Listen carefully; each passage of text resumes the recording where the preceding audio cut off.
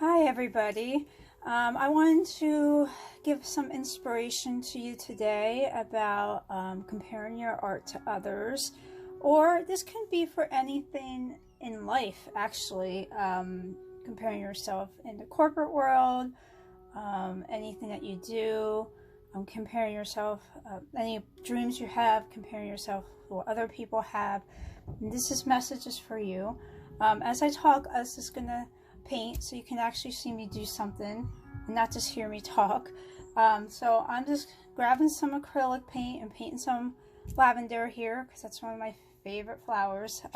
This is cardstock. I make cards and I like to mail cards out because a lot of people don't do that anymore. So I like to make them and mail them out. So let's get started. So people have probably told you, or let me grab I'm looking at my brushes now, or you might see stuff on the internet, how not to compare yourself to others, or how not to compare your art to others. And the question I have for you, is that a bad thing or a good thing to compare yourself to others? And that really depends on how you're comparing and what you're using it for. So, for instance, if you never looked at anyone at all of what you do, you're never going to grow as a person.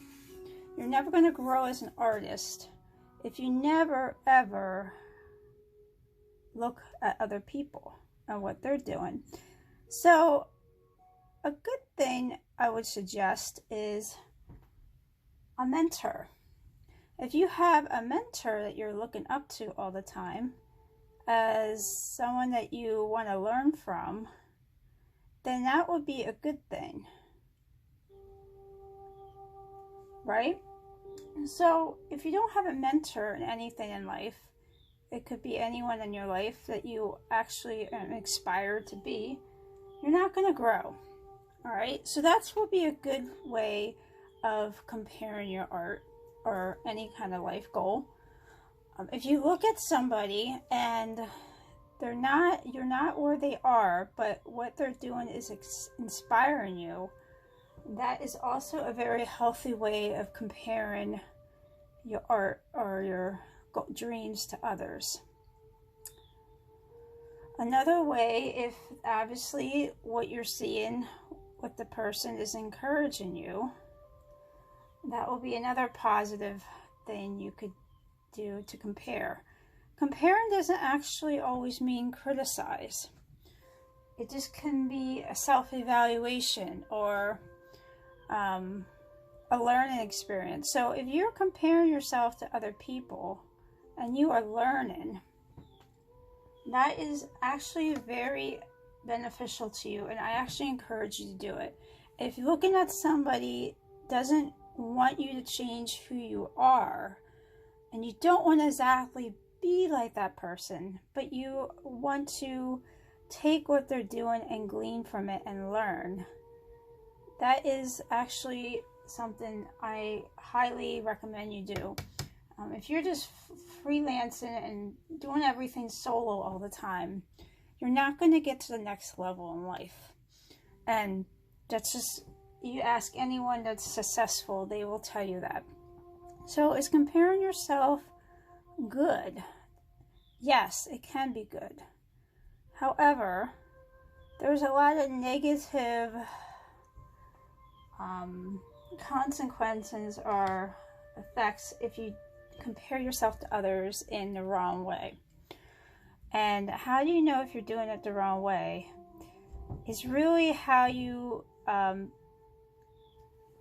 view yourself or take that knowledge of where you're comparing yourself and how you use it. So one of the main red flags, I would say, if you are not doing this correctly, is dissatisfaction in yourself for where you are.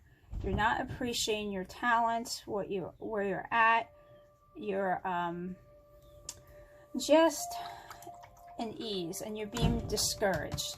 So when you look at someone and you're like, I can never be like that, I wish I was that person, that is a really thought pattern, red flag, that you really want to get out of quick, that I've struggled with many years because it really benefited me none, and always hindered me. So that would be one red flag, is how you view yourself when you're looking at someone else that is doing what you desire to do. Another red flag will be you don't appreciate the talents you already have. You're starting to second guess yourself. You're starting to doubt yourself. And it's not really about doubting. You're supposed to grow as a person. So if you're not growing as a person, I would say whatever person you're mentoring with or looking at, it might be an unhealthy thing to be doing. Another red flag would be jealousy is a really good one. I have to admit, I struggle a lot with jealousy in the past. Not so much envy. Envy is a little different. Envy is wanting someone else has. Jealousy is more the attention they get. And I have to admit, that's one of my weak points, my flaws, is I really do tend to lean towards the jealous side. I don't let it harbor a long time, but I do struggle with it a lot. I try to nip it in the bud quickly. But it really does cause a lot of disharmony in my life that I really am learning to just shut off now. So I've learned a lot in the last couple of years to just really be happy for other people when they get the recognition,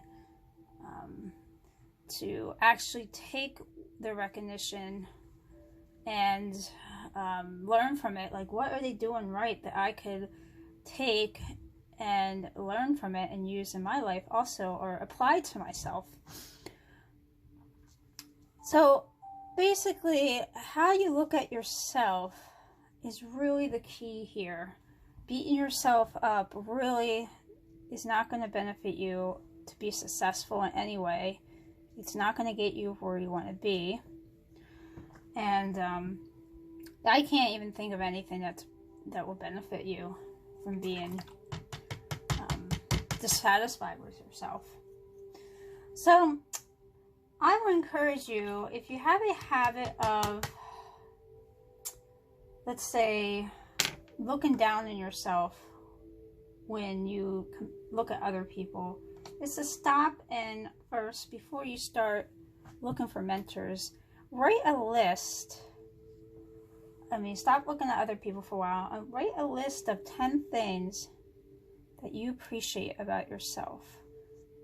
And it might be hard, and I understand you might not want to think of anything at first, but really try, even if you feel it's something very insignificant, like maybe your child loves to snuggle with you.